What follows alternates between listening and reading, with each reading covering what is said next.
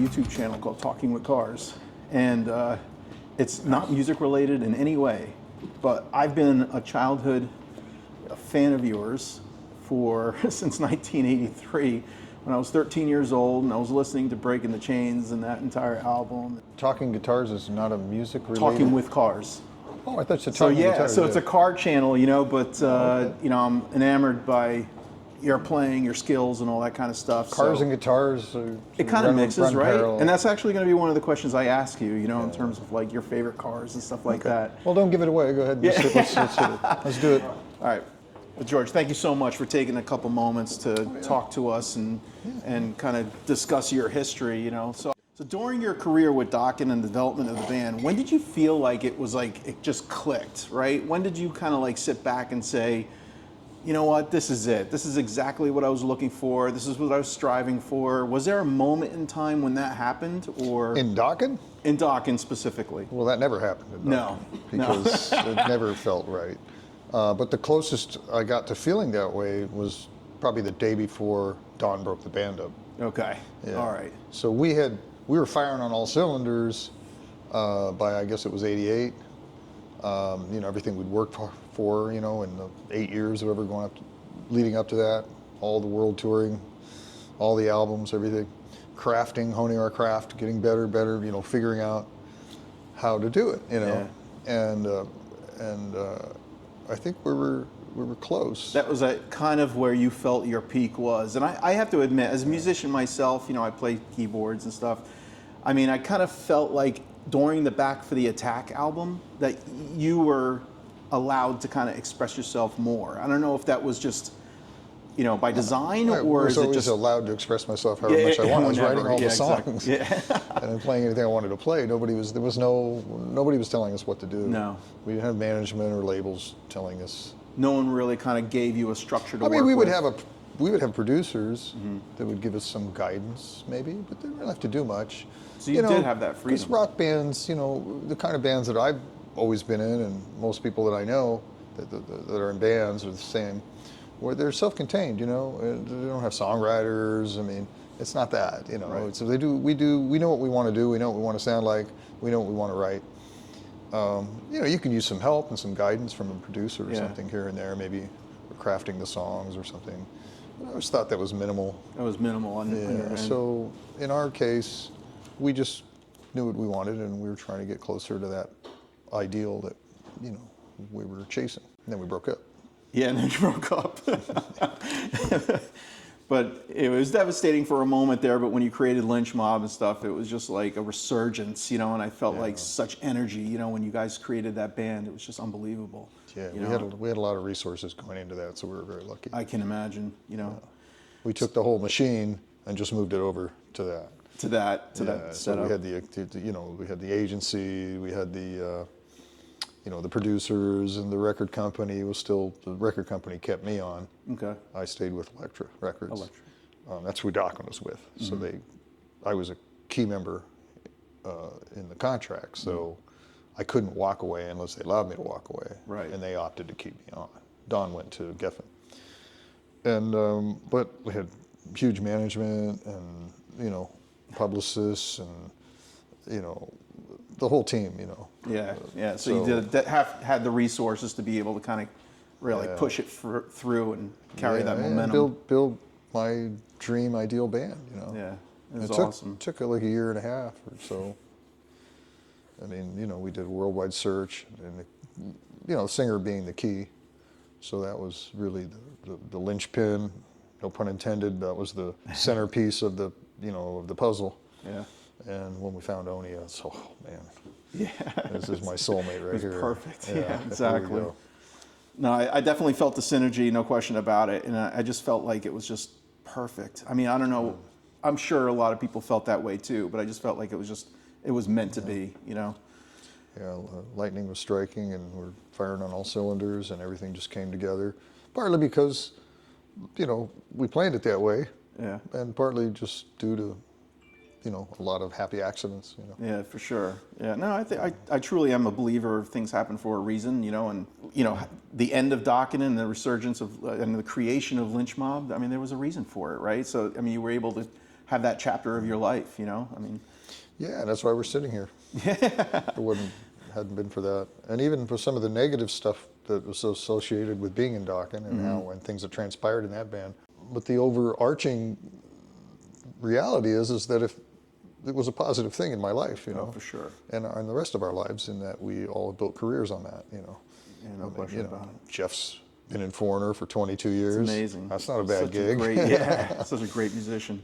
And, you know, Don's kept the name and kept that going, and he's done very well with that. And, you know, I've done all the things I've done. So, you know, we're all happy, and we you know, there's a really rare thing to be able to spend your whole life doing music and being, have it actually be your job, you know, and sustain you. It's amazing to me. It is amazing. That's pretty cool. That's the thing that my dad told me would be impossible.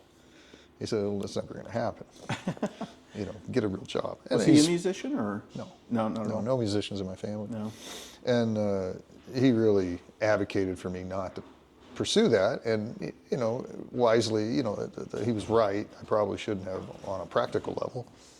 I actually, you know, succeeded on some level. Yeah, no, 100%. And sustained that. It was just crazy. Yeah, and the levels you've reached are just commendable, no question about it. Yeah, well, I mean, you know, we've had some ups and downs and everything like that, but I mean, there's this underlying current of sustainability where I've learned to,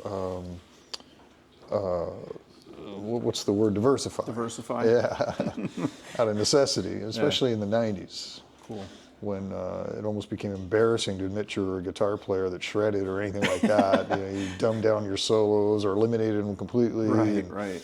You know, grunged everything up. And it was just, you know, how the times were, you know, influenced by my, you know, the era and the things that are happening around me. I'm not like a genius guy that's setting trends or anything like that. I'm just kind of, so I'm not immune for that. So that was really a weird time to be a guitar player. So that's when I started learning to put guitars together, craft guitars, building them, sell them, you know, teach. Did a lot of clinic work. You know, just anything I could think of. You know, I just found other ways. Do you find enjoyment in building guitars and like really kind of crafting that? Yeah, I love it. And I love the whole business part of the music, you know, the music business. Yeah. You know, the making money part and the finding opportunities and then, you know, making something of it, you know, and watching it work, you know. It's really super fun, you know. Oh, 100%, yeah. Yeah, and I don't make any apologies for that. So people, well, it's not pure artist talk. I go, well, you know, like they're not mutually exclusive things, you know. You can be love your music and be passionate about your art, 100%. and still treat the business side of it with enthusiasm as well, which I do. You know, I love it. I'm glad I love it, because some musicians I know can't stand it. Really? Yeah, they shy away from dealing with it, and I really like it. You know. Does that shock you when other musicians have that kind of, you know, when they're just kind of just solely just a musician? Well, it's just how people are built it's just different. What they are, know? yeah. And maybe some of those people are more intense, deeper artists than I am, you know. And I know people like that, you know, to the point of they're neurotic, you know. But they're beautiful artists. Yeah. But I wouldn't want to be trapped in their skulls. No. Personally, I'm sure they're fine, but I like me and me. No, absolutely, and we enjoy that too. Now, you've collaborated with so many different people. I mean, and sometimes I'm kind of mind-boggled about like how many people you've collaborated with. Like, you know, you mentioned Doug, you know, from KXM. You know, it was an honor to work with him. Yeah, he's just great. King's X is one of my favorites, no question about it. The End Machine. It's all that. You know, Corey Glover, but Living Color. And then Michael Sweet too. Even, I mean, that's like, and his voice is great. You know, it's like so strong. Yeah, I think this is the closest thing to, when I play with Michael, I think that's the closest formula that we had to Dokken. Okay. I mean, it's kind of a similar, style. They're kind of in the same ballpark, you know, melodic hard rock. True. You know? So I think that's kind of cool, where I can kind of explore that side of, you know, what I've done in the past and do it in a kind of with a little twist, you know. Yeah, yeah, that was really neat. I really enjoyed that album, no question about it. Yeah, no, we did 3 albums. That's awesome. Yeah, we did three albums. We did I can't 3. even keep up. I mean, it's like it's amazing. Like I'm following you, and I can't even keep up. I'm with, doing them, and I can't even keep up. But there's 3 KXM records. We're working on a 4th.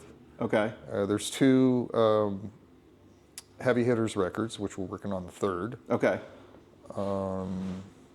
Then what was the record? Dirty Shirley. There was one of those, and the second Dirty Shirley record became Cassandra's Crossing. Okay. So that was really, I look at them as the same record because it was kind of supposed to be, but there's Souls of We. Souls of We. One of my favorite projects. I love that project. There was Kill All Control. There was, I don't know, I can't sit here and think right off the Yeah, I was looking head, back at your biography, and I was like, the discs and stuff, and I was just amazed with how many there were. Instrumental records I've done. Yeah, the instrumentals. It's just amazing. It's so cool. A lot of stuff, and I do a lot of outside work too. A good amount of outside work where people, hire me to play on their records. To play on their records. Yeah, yeah. And I've done some where I've written songs too for people. Wow. And now earlier on, mentioning that, I read something that so you and Tony McAlpine worked together, collaborated early on, and I think it was Maximum Security. That's it. So, I'm thinking back. I'm trying to remember like which songs you guys collaborated on. I mean, was there a specific ones? Well, there was one that was Tears of Sahara. It was this track that really stood out. I played on 2 songs, but I don't remember the second one. I don't think anybody else does either because it wasn't as good. I didn't play as well, and the song I don't think it was as good of a song, but everything really came together on that Tears of Sahara track. Yeah, people love that. Yeah, no, 100%. Now, did you guys when you collaborate with another guitar player? I mean, they're picking up on some of your styles and vice versa, or how does that work? I mean, it was a long time ago, dude. I don't remember really. I know I wasn't paid. Yeah. Talking about the business end of things, my manager got me that. I was doing it for free. I'm like, oh. Mike Varney. It was a Mike Varney project. Yeah. I remember he was in the studio, and I didn't know he was the producer. And I don't know protocol back then like that. I don't know. Because he just kept. He's a really funny guy. And he just kept cracking jokes, It was like wasting time. And I was like, I flew all the way up there. I'm not getting paid. And so I kicked him out of the studio. And then found out, like later on that he was the producer. He was the producer. Yeah. He was supposed to be kind of an important part, right? Yeah, but, we didn't need him. We got it done. I'd like to kind of segue into something a little different. We talk about music, and I'm sure when you do interviews, people talk about music all the time. But I understand it's like, I want to get to know George, and get to know like what makes you happy, like what kind of what do you do when you're not playing music or when you're out and about, I mean, do you fish, do you boat, do you have what is it that you enjoy? Well, motorcycles, cars. Yeah, all that. Yeah. I got my old Harleys and I've got some old vehicles, and I'm really into cars, but I don't have a collection. Not yet. Nah, I never will because I don't know. I just don't want to deal with them. And it's a lot of work. Yeah, and I don't have any really room to put them. And I'm not going to have. So I just I have my old pickup truck. I have an old Ford Ranger pickup truck. Cool. F-150, and I got that all fixed up. For the mount just for work really. That's perfect.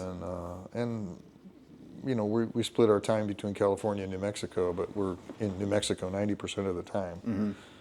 If not more. So that's really our life out there, and it's beautiful.